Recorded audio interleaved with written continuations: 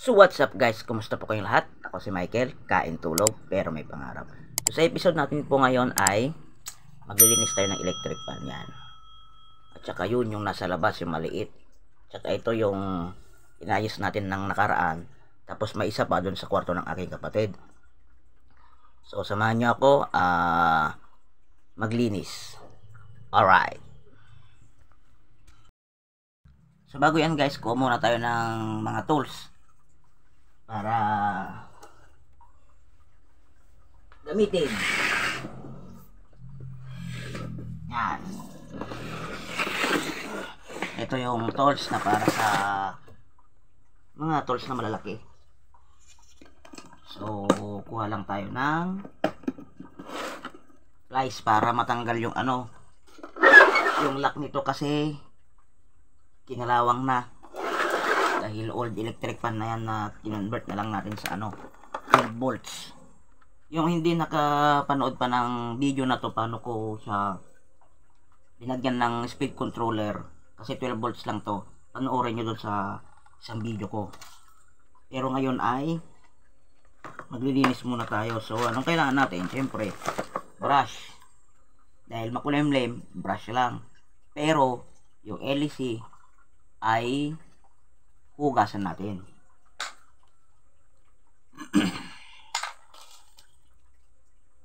Long nose, Phillips screw. So ano pang hinihintay natin? Baklas na.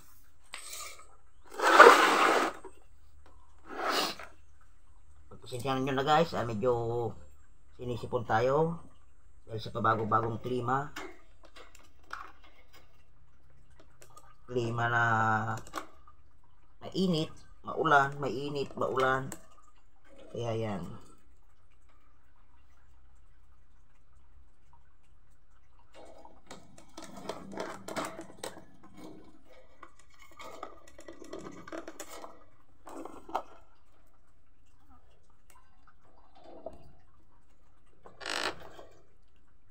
On the wings. Yun. So, ganyan po siya kaduming. Dahil medyo masapot po dito. Dali lang naman. Kaso matigas naman yung kanyang LEC.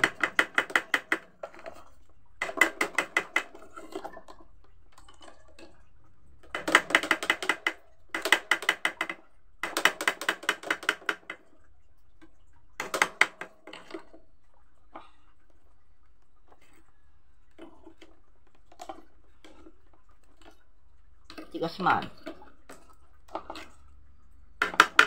Yun. Wala. Ito yung ganyang LEC. Banana type. Tapos ito, brush na lang natin. So, tara. Sa labas para hindi malikabok. Time lapse. Pasok!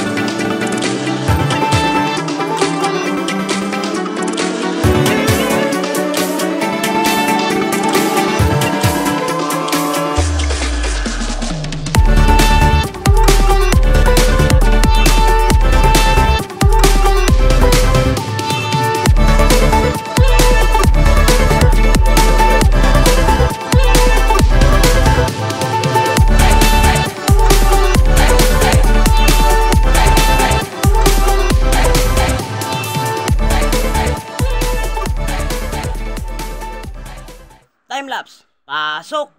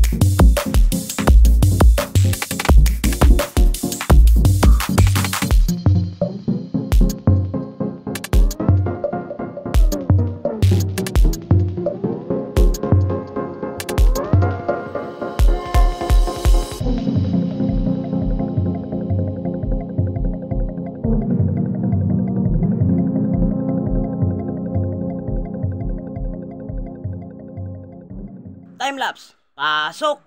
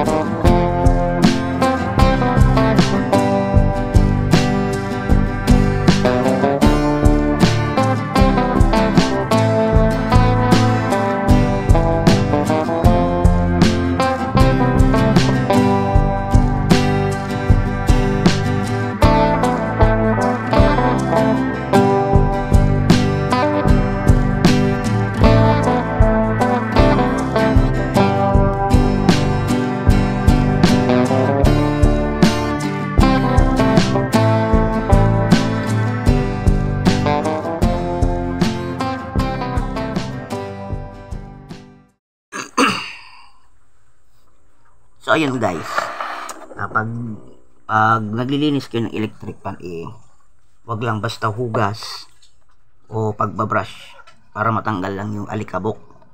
Ang mahalaga rin ay maglagay tayo ng langis. So pwede yung langis sa motor, yung Singer na brand na langis, yung pang makina, pero the best to yung pang motor.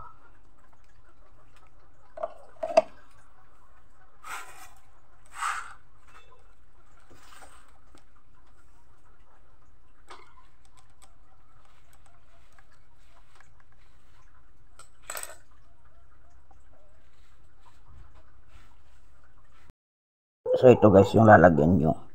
Ito, lahat ng electric pan, mapamalaki man o maliit, lagyan nyo dito sa shafting, sa may bushing. Ang ilagay nyong ang ilagay nyong langis ay langis ng motor o kaya yung brand na Singer. Pero mas maganda pag langis ng motor, yung clear pa, yung hindi pa gamit. wag na wag kayo maglalagay ng BB oil at mantika dahil tumitigas po yun, nasusunog. Yan, tapos ikot-ikutin. Dapat may free wheel palagi. Yan o. Free wheel. So ayan. Linisan ko na lang yan. At yun. Para malagay na natin at magamit. Alright. At so ayun guys. Tapos ko na yung isa. Nailagay ko na. Nakalimutan kong ipakita. Nakalimutan kong nagbibideo pala ako. Pero ito. Lalagay na din natin yung LC. So dahil ito ay round at ito ay moon, yung salpakan niya is lalagyan natin ng ang tapal. Kahit ano pwede dyan, papel, kahit ano lang dyan, pwede yan, para hindi siya matanggal.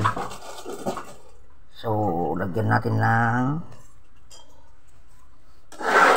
kahit ano lang yan, basta sumikip. Yan. Tapos lusot.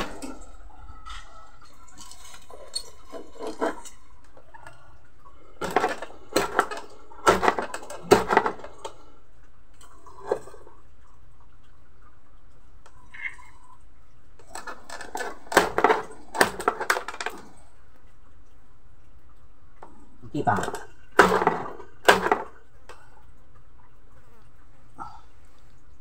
Please release me. Yun lang guys. Kuha tayo ng ng notebook natin mahigpit Yan lang yan ya. Ganyan lang yan. Discarding Mr. Bean ba?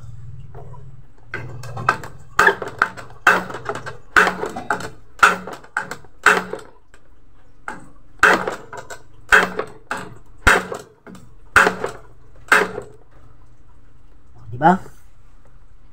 Mahigpit na yan. So, hindi na yan matatanggal. Alright.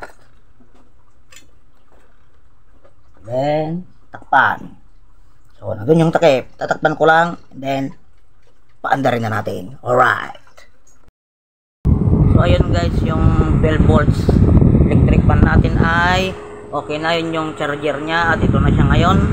Napakalakas. So, ito din yung isa. Yan, umaandar na rin.